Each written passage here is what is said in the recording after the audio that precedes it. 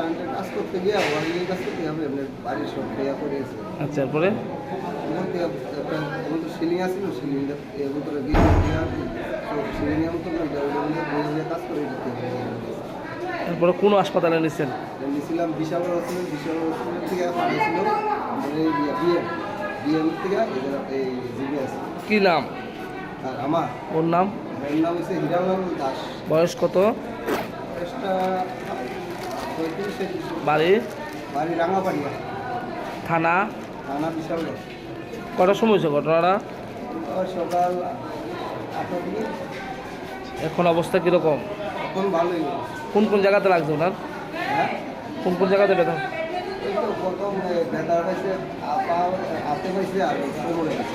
এটা কি কোনো সরকারি কাজ করতে গেছিল না কেউ বাড়িতে কাজ করতেছিল? না না, বাড়ি থেকে ইলেকট্রিক্যাল কাজ করতে গেছিল?